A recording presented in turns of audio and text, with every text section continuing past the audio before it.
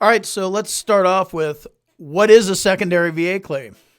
So a secondary VA claim is when you file a claim secondary to something that you already have service connected.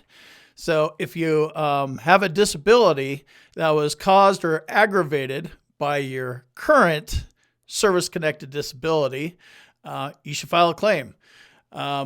This one's a little bit difficult for people to understand. Took me till about a year and a half ago to understand this.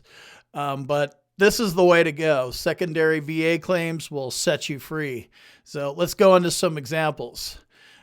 Maybe you have GERD, gastroesophageal reflux disease, because you take medications for your pain or for your mental health issue. And the medications give you gastrointestinal problems.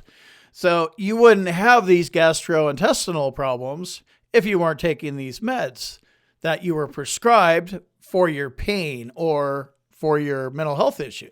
So you would have a GERD claim secondary to your mental health condition. If you have a physical condition, like a bum foot, like I have, if you're taking medications for that and they cause you GERD, or maybe they are painkillers and they cause you IBS, secondary service connections.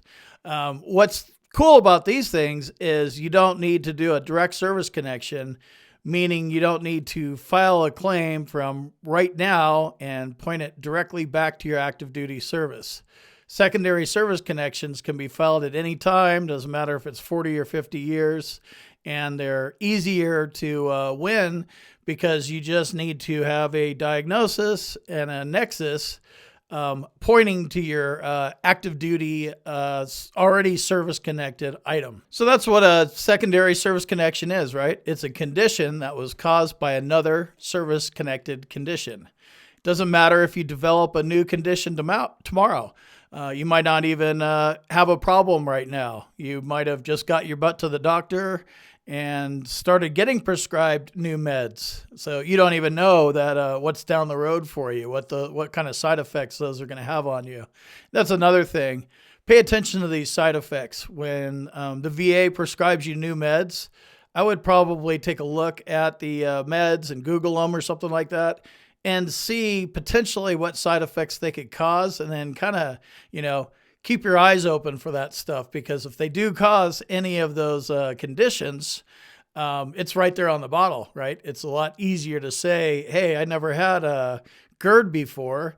It says right on the bottle that it causes gastroesophageal reflux disease, and now I have it.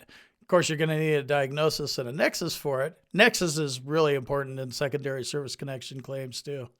So this is something that's ongoing, so you have to be a willing and active participant here. Also, if you enjoy this content, please take a minute and click that subscribe button and hit the like button on this video. Your engagement on this video helps it get in front of more veterans, and that's the name of the game here. Veterans helping veterans, right? The main thing you need to remember here is it doesn't need to be a direct service connection to your time in military. That's the important part with secondary VA claims. Now, the burden of proof for evidence is different than a direct service connection claim. There's no need to have medical proof in your service treatment records to prove service connection.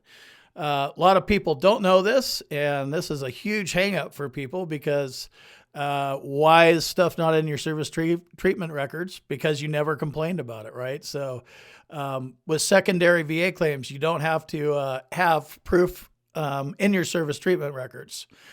You only have to have medical evidence showing that the disability is due to your already service-connected disability. Even if you have a 0% rating for it, you can still file a secondary claim for it. So let's say you filed a claim for something and you got a lowball rating, and then you've appealed it or something and it just didn't work out, and 10% is all you're going to get.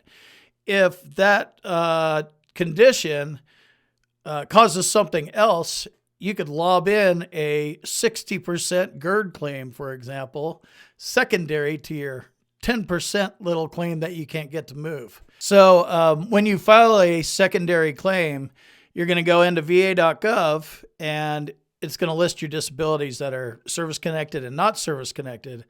The ones that are service-connected, even at 0%, there's going to be a little pull down, and you're able to pull down and put in what your secondary claim is. So that's how you actually do it.